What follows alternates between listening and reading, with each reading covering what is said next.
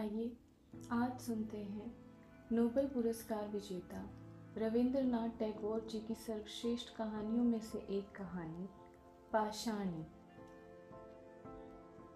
अपूर्व Kumar BA पास करके ग्रीष्मावकाश में विश्व की महान नगरी कलकत्ता से अपने गांव को लौट रहा था।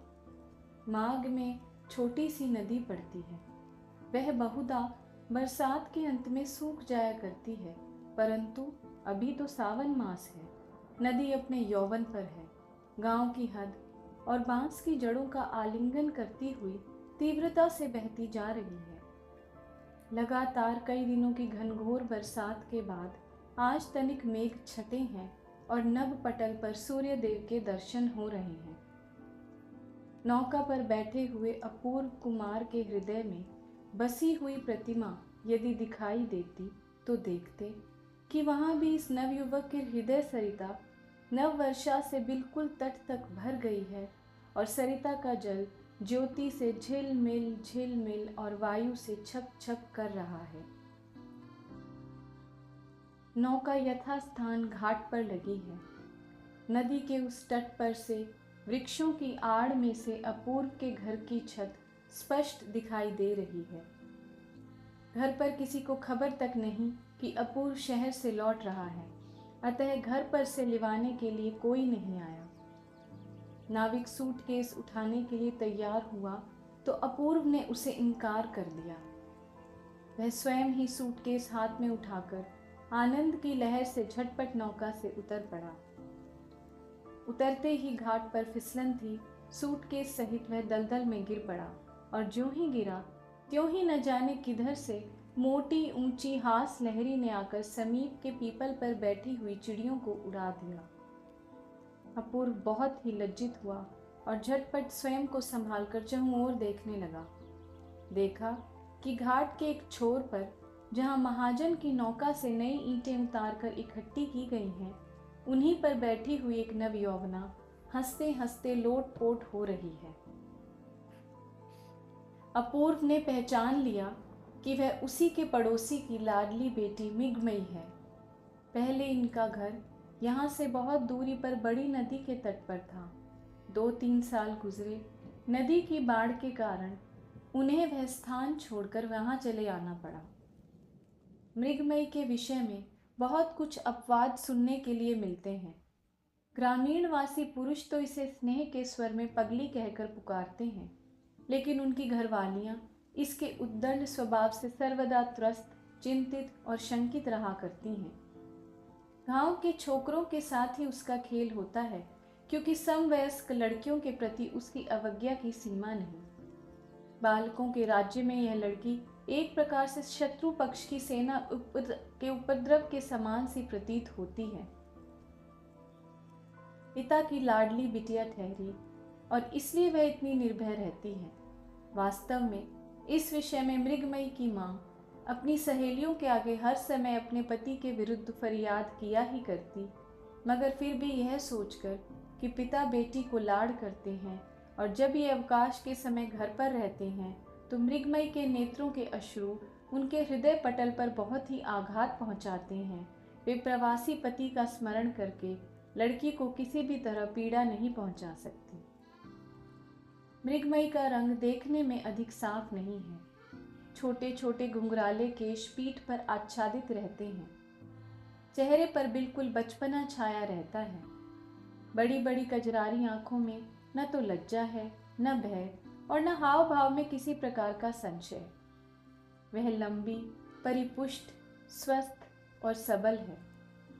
उसकी आयु अधिक है या कम, यह प्रश्न किसी के मन में उठता ही नहीं। यदि उठता तो ग्रामीण पड़ोसी इस बात पर माँ बाप की निंदा करते कि अभी तक यह कुमारी ही फिर रही है। जब कभी गांव के विदेशी जमींदार की नौका आकर घाट पर लगती है तो उस दिन ग्रामीणवासी उनकी आवभगत में घबरा से जाते हैं। गृहिणियों की मुख रंगभूमि पर अकस्मात नाक के नीचे एक अवगुंठन खिंच जाता है, परंतु मृगमयी न जाने कहाँ के किसी के वस्त्रों से हीन बच्चे को उठाए हुए घुंघराले केशों को पीठ पर बिखेरे जा खड़ी होती है। जिस देश में कोई शिकारी नहीं, कोई मुसीबत नहीं।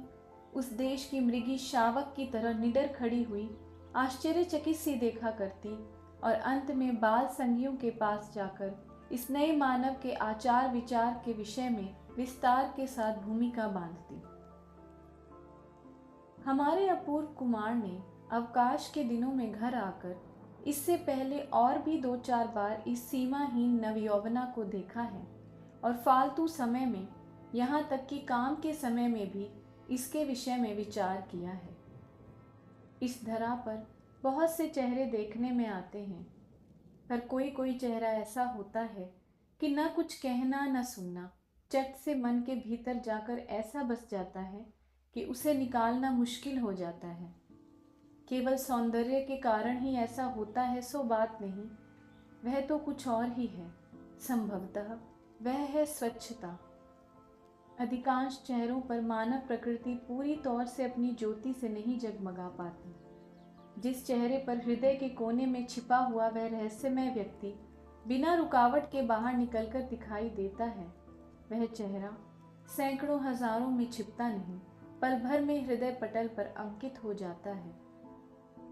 इस लड़की के चेहरे पर, आंखों पर एक चंचल और उद्दंड नारी प्रकृति सदैव स्वच्छंद और वन के दौड़ते हुए हिरन की तरह दिखाई देती रहती है, भागती फिरती रहती है और इसलिए ऐसे सलोने चंचल मुख को एक बार देख लेने पर फिर सहज में भुलाए नहीं भूला जा सकता। पाठक गण को यह बताने की आवश्यकता नहीं कि मृगमयी की कौतूहलता से भरी हास्य ध्वनि चाहे कितनी ही मृदु क्यों न हो, लेकिन अभागे अपूर्व के लिए वह तनिक कुछ दुखदाई ही साबित हुई।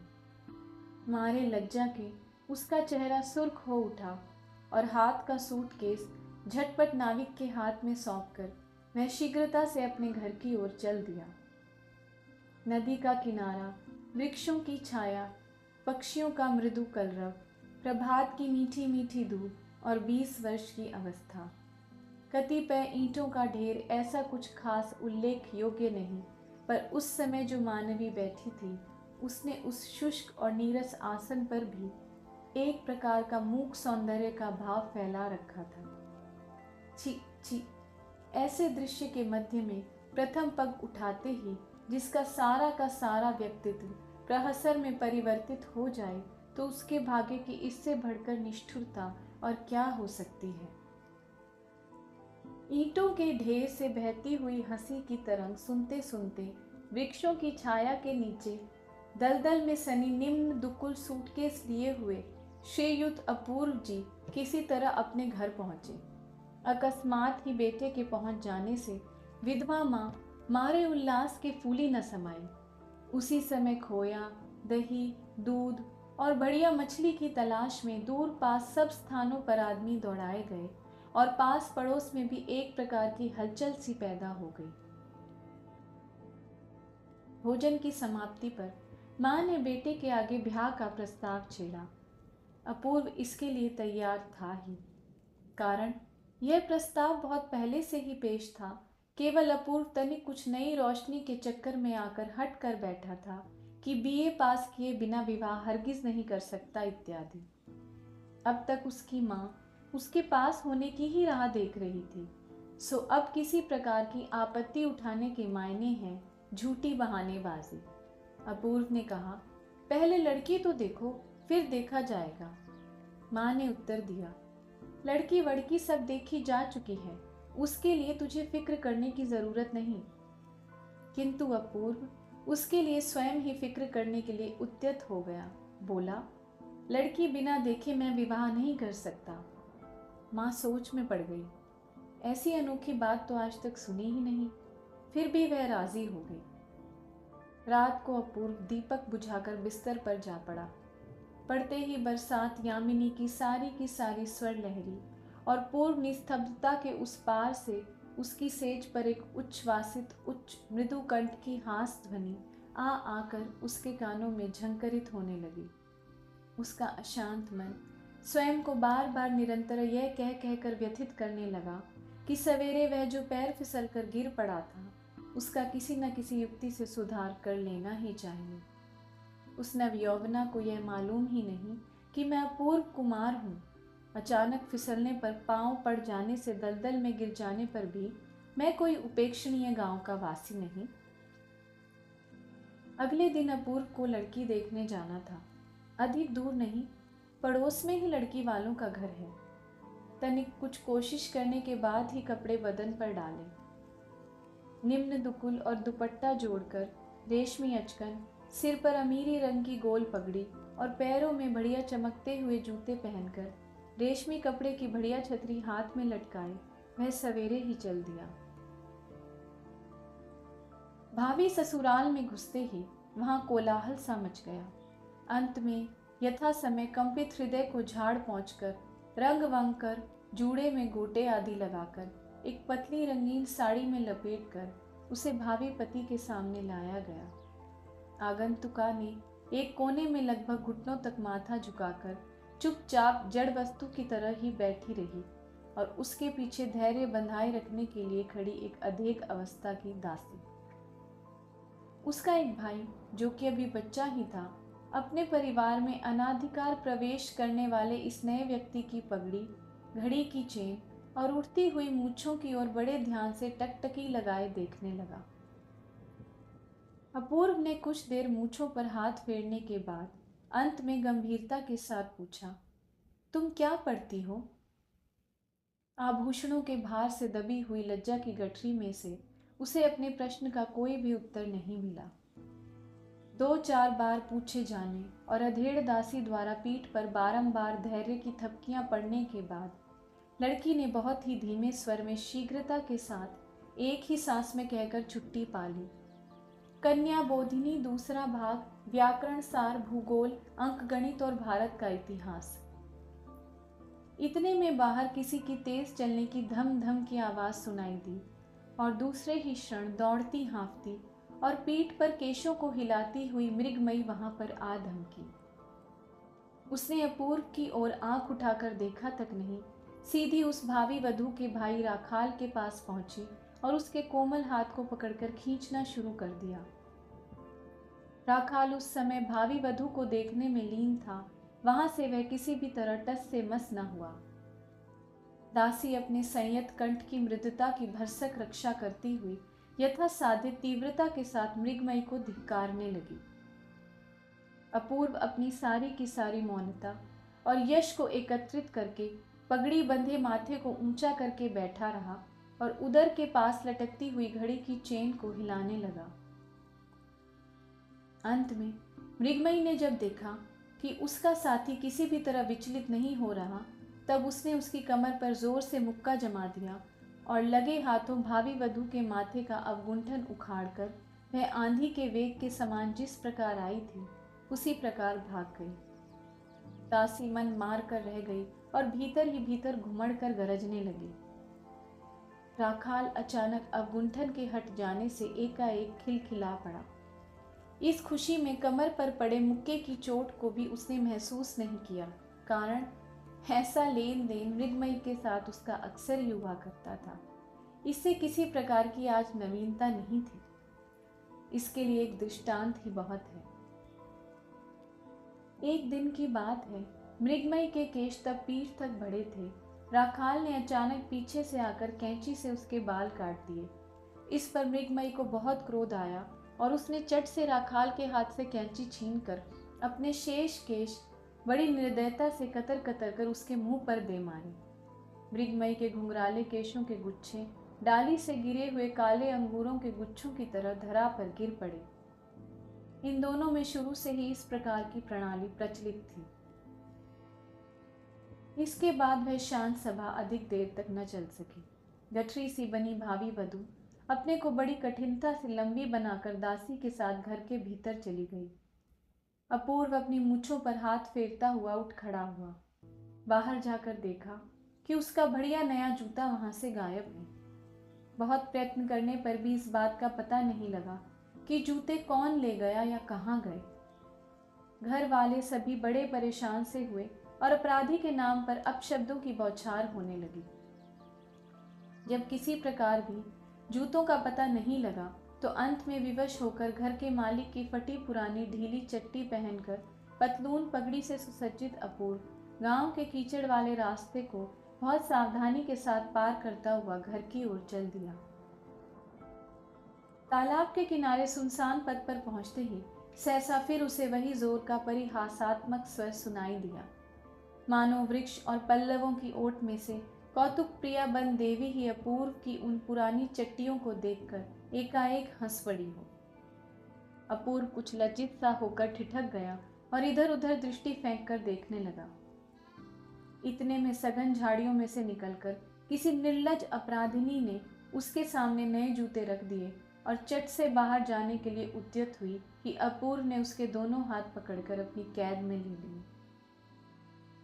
मृगमयी ने यथाशक्ति टेढ़ी तिरछी होकर पूरी शक्ति का प्रयोग करके भागने का बहुत प्रयत्न किया, लेकिन सब व्यर्थ। घुंघराले केशों से घिरे हुए उसके गोल मटोल चेहरे पर सूर्य की किरणें वृक्षों की डालियों और पल्लवों में छन छन कर पड़ने लगी। कौतूहलता से वशीभूत होकर कोई पथिक जिस प्रकार दिवाकर की किरणों से चमकती हुई स्वच्छ चंचल निर्झरिणी की ओर झुककर टकटकी लगाए उसकी तली को देखता रहता है, ठीक उसी तरह अपूर्व ने मृगमयी के ऊपर उठे चेहरे पर तनिक झुककर उसकी खंजन सी चंचल आंखों के भीतर गहरी दृष्टि फेंक कर देखा और फिर बहुत धीमे से उसे अपनी मुट्ठियों के बंधन से मुक्त कर दिया। अपूर्व क्रोधित मुद्रा में मृगमयी को पकड़कर मारता तो उसे तनिक भी अचंभा न होता, किंतु इस प्रकार सुनसान पथ में इस अनोखी सजा का वह कुछ अर्थ ही न समझ सकी। नर्तन करती हुई प्रकृति नदी के नुपुरों की झंकार की भांति फिर वही हास्य ध्वनि उस नीरव पथ में गूंज उठी और चिंतातुर अपूर्व धीरे धीरे पग उठाता हुआ घर की ओर चल दिया।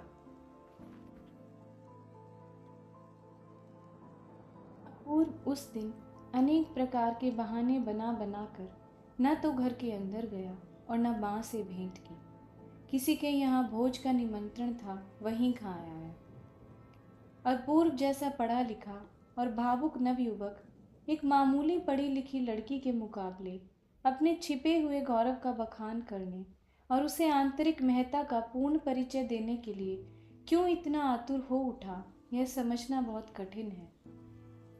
एक निरी गांव की चंचल बाला ने उसे मामूली नवयुवक समझ ही लिया तो क्या हो गया, और उसने पल भर के लिए अपूर्व का परिहास करके और फिर उसके अस्तित्व को किसी ताक पर रखकर राखाल नाम के अबोध बच्चे के साथ खेलने के लिए इच्छा प्रकट की, तो उसमें अपूर्व का बिगड़ ही क्या गया।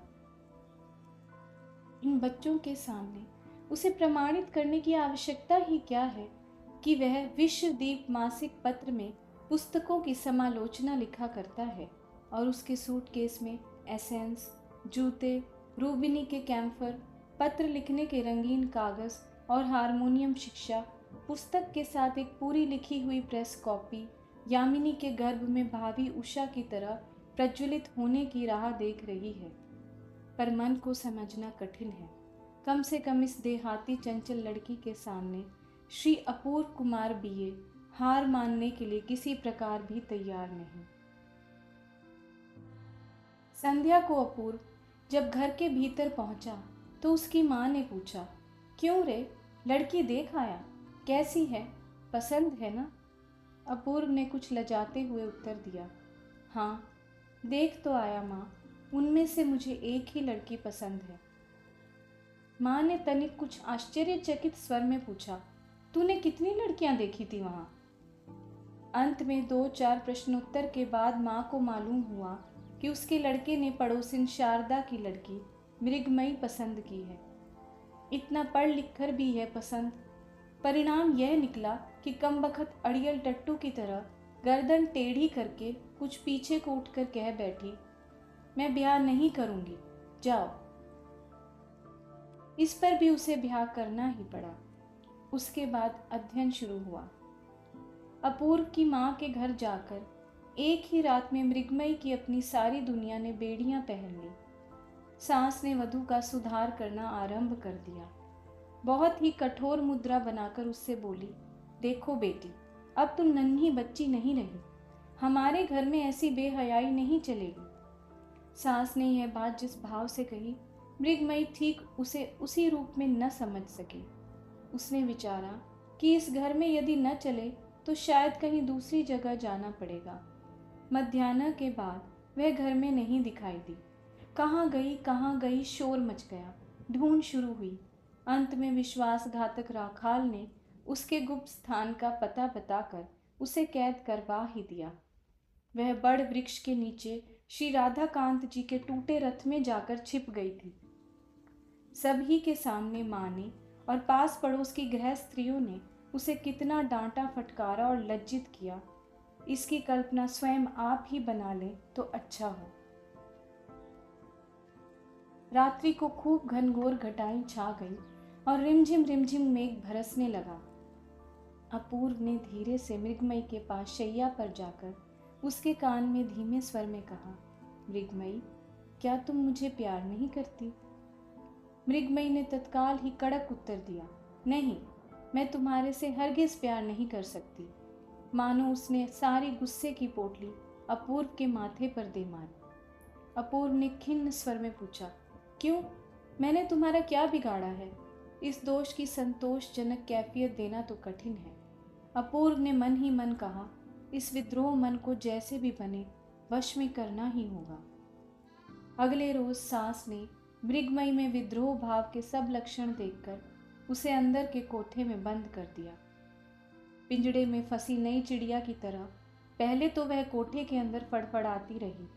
अंत में जब कहीं से भी भागने का कोई मार्ग दिखाई न दिया तो हताश, क्रोध से उन्मत्त हो बिछौने की चादर की दांत से धज्जियां उड़ा दी और धरा पर औंधी गिर पड़ी और मन ही मन पिता को याद करके रोने चिल्लाने लगी। ठीक इसी समय धीरे से कोई उसके समीप जाकर बैठ गया। बड़े स्नेह से उसके धूल धूसरित केशों को कपोलों पर से एक ओर हटा देने का प्रयत्न करने लगा। मृगमयी ने बड़े जोर से अपना सिर हिलाकर उसका हाथ हटा दिया।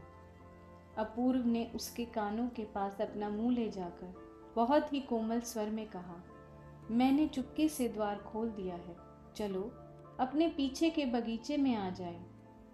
मृगमयी ने जोर से सिर हिलाते हुए कहा, नहीं।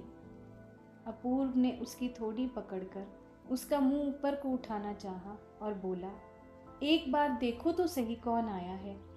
राखाल धरा पर औंधी लेटी हुई मृगमयी को घूरता हुआ हतबुद्धि ही द्वार पर खड़ा था। मृगमयी ने बिना मुंह उठाए ही अपूर्व का हाथ झटक कर अलग कर दिया। अपूर्व ने कहा, देखो, राखाल तुम्हारे साथ खेलने आया है, इसके साथ खेलने नहीं जाओगी? मृगमयी ने कुपित स्वर में कहा, नहीं। राखाल ने भी देखा कि मामला कुछ संगीन है। वह किसी प्रकार वहां से निकल जान बचाकर भाग गया। अपूर्व चुपचाप बैठा रहा। अब मृगमयी अश्रु बहाकर सो गई। तब वह चुपके से उठा और द्वार की सांकल चढ़ा दबे पांव वहां से चल दिया। इसके अगले ही रोज मृगमयी को पिता की एक चिट्ठी मिली। उसमें उन्होंने प्राण प्यारी बेटी मृगमयी के ब्याह में न आने के कारण विलाप करके अंत में नव दंपत्ति को शुभाशीष दिया था। मृगमयी ने सासू माँ के पास आकर कहा, मैं अपने पिताजी के पास जाऊंगी। सास माँ ने अनायास ही वधू की इस असंभव प्रार्थना को सुनकर उसे फटकार दिया। बोली, पिता का कहीं ठौर ठिकाना भी है कि ऐसे ही पिताजी के पास जाएगी? तेरा तो हर काम दुनिया से निराला ही है। लाड मुझे पसंद नहीं। वधू ने कोई उत्तर नहीं दिया। अपने कमरे में जाकर उसने भीतर से द्वार बंद कर लिया और बिल्कुल निराश मानव जिस प्रकार देवी देवताओं से प्रार्थना करता है उस तरह वह कहने लगी, पिताजी, तुम मुझे ले जाओ यहाँ से। यहाँ मेरा कोई नहीं है। मैं यहाँ जीवित न रह सकूंगी। अधिक रात चले जाने पर जब उसके पति निद्रा में खो गए तब वह चुपके से द्वार खोलकर बाहर चल दी। वास्तव में बीच बीच में मेघों की गर्जन सुनाई देती थी। फिर भी बिजली की रोशनी में रास्ता दिखाई देने लायक काफी रोशनी थी। पिताजी के पास जाने के लिए कौन से रास्ते को पकड़ना चाहिए मृगमयी को कुछ भी पता न था। उसे तो केवल इतना ही विश्वास था कि जिस रास्ते में पत्रवाहक डाक लेकर जाते हैं उसी मार्ग से दुनिया के किसी भी ठिकाने पर पहुंचा जा सकता है। मृगमयी भी उसी रास्ते पर चलती रही। चलते चलते उसके शरीर का चूरा हो गया। रात्रि का लगभग अंतिम पहर भी खत्म हो चला।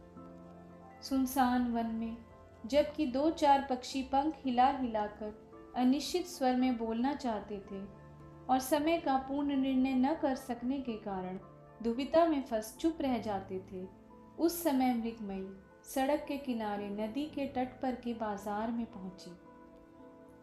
इसके बाद वह विचार कर रही थी कि अब किस ओर चलना चाहिए। इतने में उसे परिचित झम-झम शब्द सुनाई दिया। थोड़ी देर में कंधे पर चिट्ठियों का थैला लटकाए हाँफता हुआ पत्रवाहक खट आ पहुंचा। मृगमयी जल्दी से उसके पास जाकर करुण स्वर में बोली, कुशीगंज में पिताजी के पास जाऊंगी, तुम मुझे साथ ले चलो ना। उसने उत्तर दिया, कुशीगंज कहाँ है इसका मुझे नहीं मालूम। छोटा सा उत्तर देकर वह घाट पर जा पहुंचा और घाट पर बंधी हुई डाक की नौका में बैठकर नाविक को जगाकर नौका खुलवा दी। उस समय उसे किसी पर दया करने या पूछताछ करने की फुर्सत नहीं थी। देखते देखते बाजार और घाट सजग हो गए। मृगमयी ने घाट पर पहुंचकर एक नाविक से कहा, मुझे कुशीगंज पहुंचा सकोगे? उस नाविक के उत्तर देने से पहले ही बगल की नौका पर से कोई बोल उठा, अरे कौन है? मृगी बिटिया, तू यहाँ कैसे आई? मृगमयी ने व्यग्रता से उत्तर दिया, वनमाली, मैं पिताजी के पास कुशीगंज जाऊंगी, तू अपनी नौका पर मुझे ले चल। वनमाली उसके गांव का ही नाविक था। वह उस उच्छृंखल मानवी को भली भांति पहचानता था। उसने पूछा, बाबूजी के पास जाएगी बिटिया? बड़ी अच्छी बात है, चल मैं तुझे पहुंचा दूं। मृगमयी नौका पर जा बैठी। नाविक ने नौका छोड़ दी। मेघों ने अश्रु बहाना शुरू कर दिया। सावन भादों के समान पूरी चढ़ी हुई नदी के थपेड़े नौका को जोर से हिलाने लगे। मृगमयी का सारा शरीर थकावट और नींद के मारे टूटने सा लगा। आंखें नींद से बोझिल हो गई और वह आंचल बिछाकर लेट रही और लेटते ही वह चंचल नवयौवना नदी के हिंडोले में प्रकृति की स्नेह छाया में पालित शिशु की तरह बेधड़क सो गई। आंख खुली तो देखा कि वह अपनी ससुराल में पड़ी सो रही है। उसे जगते देख मेहरी बड़बड़ाने लगी। उसका बड़बड़ाना सुनकर सास माँ भी आ पहुंची और जो मन में आया वह कह सुनाया। मृगमयी आंखें फाड़ फाड़ कर शांत हो उनके मुख की ओर देखती रही। अंत में सास माँ ने भी जब उसके पिता की शिक्षा पर व्यंग्य करना शुरू कर दिया, तब मृगमयी ने जल्दी से उठ बगल की कोठरी में घुसकर अंदर से द्वार बंद कर लिया। अपूर्व ने लाज को बिल्कुल ही ताक पर रखकर माँ से कहा, माँ, वधू को 2-4 दिन के लिए उसके घर ही भेज देने में कोई हर्ज की बात तो नहीं? माँ ने अपूर्व को बुरी तरह आड़े हाथों लिया और बोली, नपूते, दुनिया में इतनी लड़कियां होते हुए भी न जाने कहाँ से छांट छांट के ऐसी हड़जाल को मेरी छाती पर डाल दिया। इस प्रकार के कटु शब्द अपूर्व को निर्दोष होते हुए भी सुनने पड़े। धन्यवाद।